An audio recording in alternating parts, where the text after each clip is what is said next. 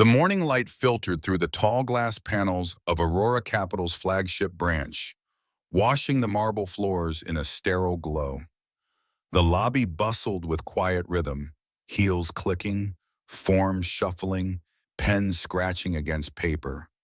It was the kind of place that exuded quiet power, polished professionalism, and a cold undercurrent of exclusivity.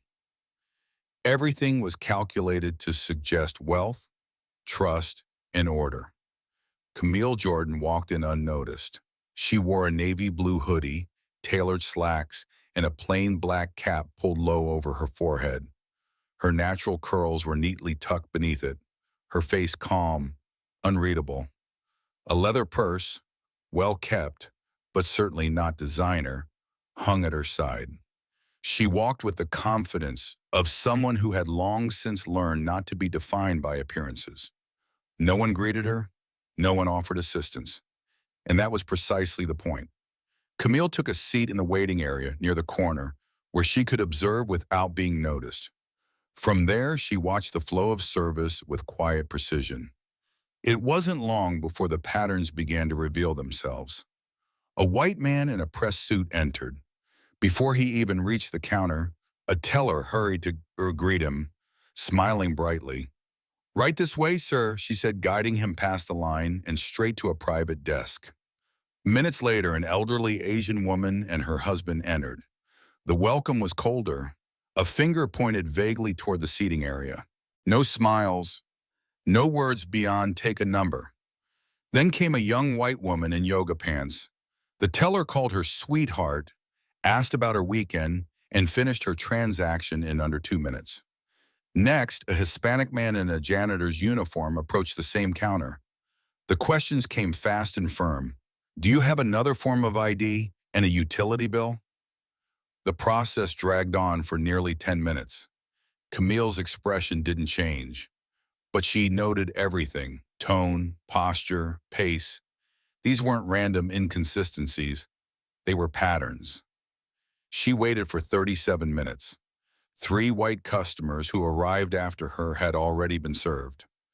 When her number was finally called, she stepped forward to teller station 4, where a young woman with a cherry nameplate, Nina Lopez, waited. "Hi," Camille said softly. "I'd like to make a withdrawal, please." She slid a slip across the counter, neatly filled out. Nina glanced down, then froze for half a second. Her gaze flicked to the amount: $90,000. Nina's eyes moved to Camille's face, then to her driver's license, then back again. The smile faded. Her voice cooled. One moment." She turned, walking toward a taller man standing near the back desk. Tyler Green, senior teller. He looked over at Camille, frowned slightly, and walked over with heavy, deliberate steps. "Is there an issue?" Camille asked, her voice even. Tyler didn't answer. He took her ID, flipped it back and forth with exaggerated scrutiny, and said loudly, "Ma'am, can you explain where these funds are coming from?" Heads turned. A few customers looked over curiously. A woman nearby clutched her purse a little closer. Camille kept her voice neutral. "I'm withdrawing from my account. I believe the ID and card should suffice." Tyler turned to Nina. "Pull up the account history." Nina hesitated, then did as asked. Her discomfort was evident in the way she kept glancing sideways at Camille. Camille caught her eye once, and for a flicker of a second, Nina looked like she might say something, but she didn't. Tyler leaned in, scrutinizing the screen. "Looks like we've got some irregular activity." He said it loud enough for others to hear, his tone thick with implication. Camille stayed silent. A third employee drifted over, Lauren Beck, the branch manager. She didn't introduce herself. She didn't ask Camille's name. She simply slid between them and said with a sugary, practiced smile, "Ma'am, we may not be able to process a withdrawal of this size, especially not without additional documentation." She pushed the withdrawal slip back across the counter. Camille didn't blink. "It's within the daily limit for my account type." "Yes, well," Lauren said, voice tightening, We still reserve the right to question large cash requests, especially from unfamiliar clients. Tyler chuckled, muttering something under his breath. Nina's fingers twitched nervously against the keyboard. And Camille, still as a stone, reached calmly into her bag, pulled out her phone, and said in a clear, controlled voice, "Vanessa, I need you at the downtown branch right now." Then she stepped back from the counter, phone still in hand, eyes lifted calmly to the security camera above her. The air in the lobby shifted. It wasn't loud. No one screamed, no glass shattered, but something in the stillness grew sharp, like the moment just before a thunderstorm breaks. Camille Jordan stood quietly near the customer seating area, phone held to her ear. Her posture hadn't changed. Her tone remained neutral. But the name she had just uttered, Vanessa, landed like a soft explosion in the atmosphere. Across the room, Lauren Beck frowned. She glanced at Tyler, whose smirk faltered slightly. Nina Lopez looked up from her screen, blinking in confusion. Vanessa? Vanessa Tran wasn't a name the public would recognize. But inside Aurora Capital, she was known as the iron architect behind most of the bank's internal infrastructure. As chief operating officer, she answered only to one person, Camille Jordan, and she never came to the branches, not unless something was on fire. Lauren didn't know that. She leaned toward Tyler. "She's bluffing," she whispered. "Don't back down." Tyler nodded, stepping forward again. "Ma'am, we're going to need you to leave the premises if you don't have any further documentation. You're disrupting our operations." Camille didn't even look at him. Into the phone, she said, "Yes, Vanessa, it's happening right now. They've denied the transaction and implied fraud. I'll stay here." Her voice wasn't loud, but it carried. A few customers shifted uncomfortably. An older black man in a USPS uniform crossed his arms and watched with grim familiarity. A mother clutching her toddler tightened her grip, whispering, "Don't stare," as her child peered at Camille. Behind the counter, Nina's fingers froze on her keyboard. Camille hung up, slowly, deliberately, then tucked the phone back into her purse. Lauren's heels clicked on the marble as she strode back toward Camille. "Look, I don't know who you think you're calling, but name-dropping doesn't work here. I've been managing this branch for 15 years. I don't tolerate threats or theatrics." Camille tilted her head slightly. "Neither do I." The silence that followed was deafening.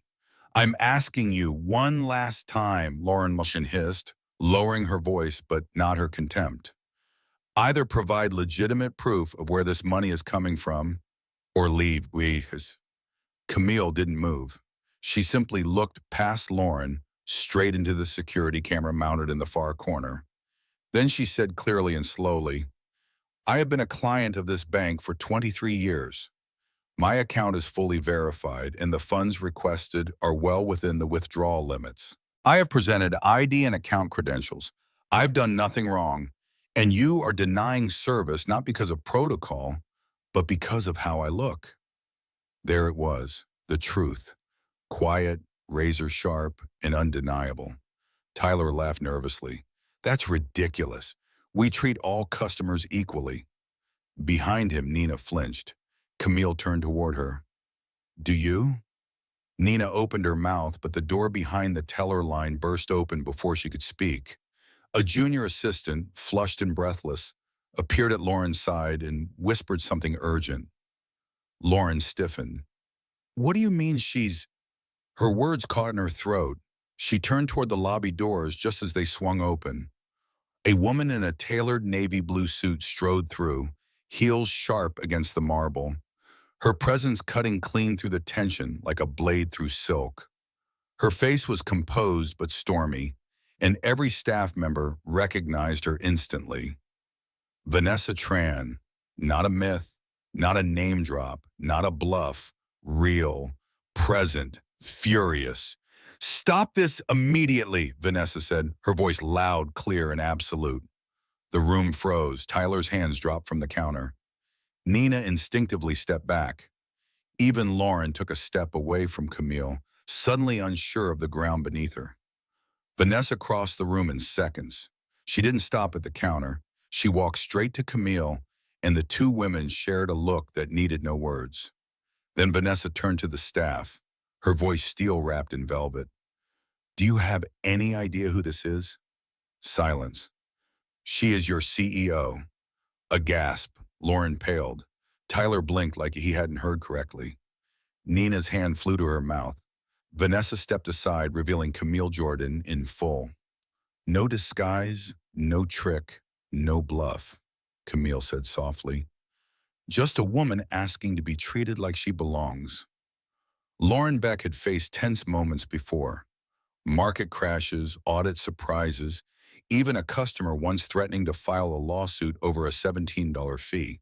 But nothing compared to the icy dread that now took hold of her spine. Camille Jordan, CEO. She hadn't recognized her. Not because Camille had changed so much, but because Lauren had never bothered to look beyond the hoodie, the modest purse, the skin. Now that miscalculation had taken form. It stood with crossed arms and a calm fury, not loud, not explosive, but seismic. Camille didn't yell. She didn't need to. The silence was louder than anything Lauren could have imagined. Vanessa Tran turned to face the rest of the staff. "Every second of what happened here," she said, holding up a sleek black tablet, "is recorded. Audio, video, behavior, tone, timestamps, all of it." She tapped her screen. Across the marble lobby, the wall-mounted customer display, usually showing muted stock tickers, flashed. Without warning, split-screen security footage appeared. One frame showing Camille being questioned. The other, a white man earlier that morning, withdrawing a similar amount, with smiles, jokes, and handshakes. Gasps rippled through the few customers still inside. Lauren felt her knees lock. From the teller line, Nina Lopez looked like she might faint. Her mouth opened slightly, no sound coming out. She stared at the video, at herself, at how she had shifted in discomfort but said nothing. How silence, too, had been recorded. Vanessa continued, calm but cutting. "This isn't about one customer. It's about culture. And that culture has been tolerated until now." The front doors hissed open again. Three sharply dressed figures walked in, not a hair out of place.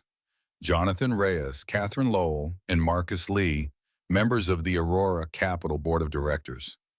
Their appearance was more than symbolic. It was an escalation.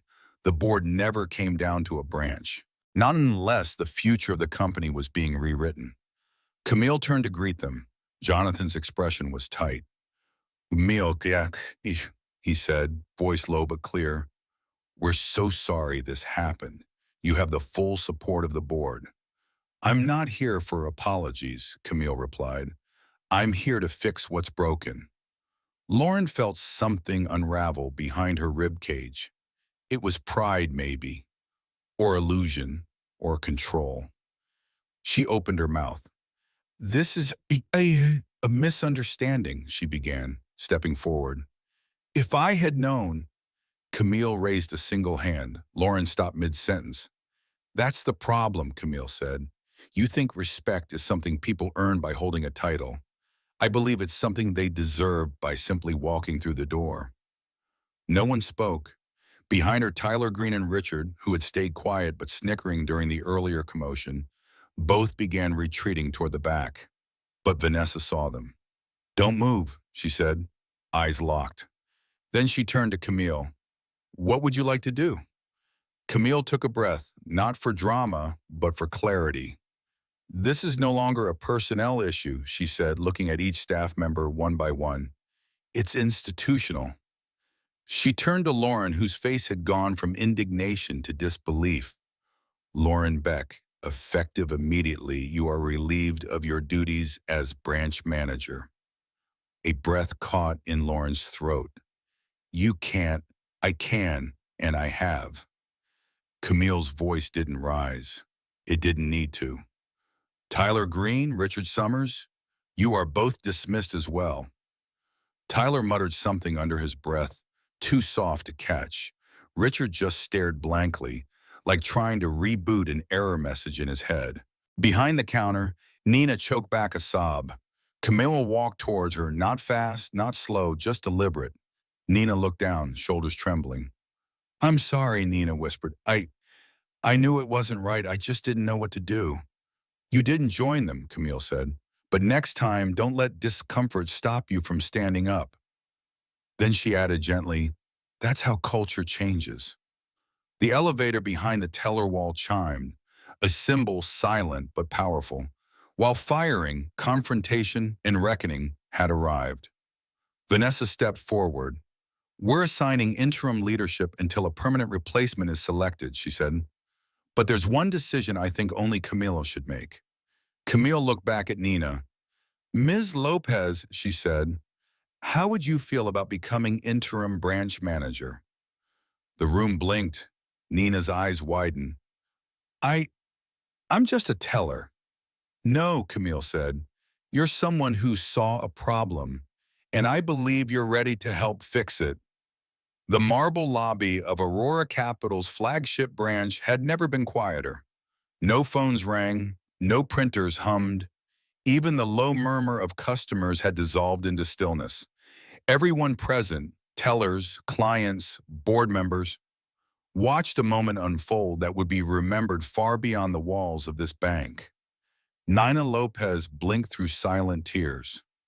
Camille Jordan, CEO of the institution where Nina had once felt invisible, was now offering her something no manager ever had: trust. I don't know if I'm ready," Nina whispered, her voice trembling.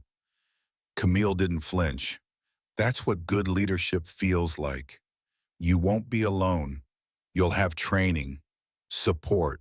What matters most is that you've seen what shouldn't happen, and you have the heart to build what should." Vanessa Tran stepped beside Camille, giving Nina a reassuring nod. "We've reviewed your conduct on the security footage. You were hesitant, but not cruel. You didn't cause her the harm. That hesitation, that awareness, is what makes you coachable. And that's where change begins." Nina nodded slowly, still processing. Behind her, other employees, those who had kept quiet, who had exchanged glances and smirks earlier, now avoided eye contact. The power dynamic had flipped, and for the first time, accountability wasn't theoretical. Lauren Beck, now pale and unsteady, was escorted by security to a back hallway where she'd be allowed to collect her belongings. She didn't speak as she left. Her fall from grace had been swift, brutal, and fully witnessed by her peers. Tyler and Richard followed behind her, neither making a scene because the cameras were still rolling and the silence in the room weighed more than 1,000 apologies. Camille turned to face the remaining staff. "I know what some of you may be thinking," she began. Her voice, calm but resonant, carried through the space like light through stained glass, soft but unmistakably present. "That this was an extreme response, that people lost their jobs over a misunderstanding." She paused. "But this wasn't about one transaction or one moment. It was about the culture that permitted people to question my legitimacy. A culture that doesn't ask questions when a white man in a $3,000 suit makes a six-figure withdrawal, but panics when a black woman in a hoodie asks for her own money." No one interrupted. She continued. "This bank was built on the promise of financial equity, but promises aren't enough. If we don't honor them in the details, in the voices we ignore, the assumptions we make, the smiles we reserve for certain faces, then we are failing not only our customers, but ourselves." A few staff members shifted uncomfortably. Some lowered their eyes, others nodded, quietly, slowly, like thawing out after years of frost. Vanessa Tran picked up where Camille left off. "Starting today, every branch will undergo mandatory equity training, and not the check-the-box kind. We're talking real, measurable, structural changes." She raised her tablet. "We're rolling out a $40 million initiative called Aurora Equals. Every performance review, whether teller or manager, will include customer experience metrics disaggregated by race, gender, and income. And yes, Camille added, this includes bonuses. You won't just be rewarded for hitting sales numbers. You'll be measured by how you treat people. Gasps again, some indignant, others surprised, but none could argue, not after what they had seen, not after what they had allowed. Just then, an older customer stepped forward from the waiting area. He wore a veteran's cap and carried himself with quiet pride. He looked Camille in the eye and said simply, "It's about time." Camille smiled, the first real smile of the morning. "Yes," she replied, "it is." Then she turned to Nina again. "I'll be back to visit," Camille said, "but next time, not undercover, just to see how this place feels when equity is more than a mission statement." Nina swallowed hard and nodded. "I won't let you down." "I know," Camille replied. As the dismissed employees were escorted out and Vanessa began reviewing files to stabilize the branch, Camille stepped toward the exit. Her work here wasn't over, but this chapter had reached its necessary reckoning. And for once, the door didn't close behind her in silence. It closed on a new beginning. 3 days later, Camille Jordan stood at a podium beneath the soaring glass atrium of Aurora Capital's headquarters.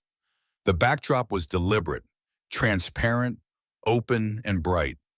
Everything the institution now aspired to be. Behind her stood members of the board, Vanessa Tran, and a diverse panel of former clients, each one previously dismissed, denied, or disregarded. Their presence was not symbolic. It was structural. They had been invited not just to witness change, but to shape it. Camille began without fanfare. "What happened at our downtown branch," she said, "was not an isolated incident. It was the symptom of a larger disease, one that hides behind policies, data, and politeness. But make no mistake, what hides still harms." She paused, letting the silence draw focus. "Aurora Capital," she continued, "has built its reputation on security, strategy, and success, but none of those matters are without dignity. So today, we launch a new chapter." Applause broke out, not loud but sincere. She laid out the Aurora Equals Initiative, a $40 million investment in equity-focused training and client protection, internal audits of approval and denial rates based on race and gender, a client equity council made up of real customers who would review anonymous complaints and report directly to the board. And in every branch, a clear message is posted behind every teller. All customers deserve dignity. If your experience says otherwise, call 1-800-CAMILLE. A journalist raised a hand. "Do you worry this transparency might damage the bank's reputation?" Camille smiled. "Only for those who preferred to hide. For the rest of us, it's a start." Later that week, Camille visited the downtown branch again, this time not in disguise. She walked in not to test, but to listen. The energy was different. Still professional, still crisp, but warmer, alert. The kind of space where people made eye contact, where silence no longer meant complicity, but space to reflect. Nina Lopez, now interim branch manager, greeted Camille near the entrance. Her blazer still looked slightly too big for her, but her voice no longer trembled. "There's a line forming outside," Nina said. "People came not just to bank, but to thank." Camille looked through the glass doors. There they were, a black father holding his daughter's hand, an elderly Vietnamese couple, a young woman in scrubs. People who once might have been doubted are now seen. Camille nodded.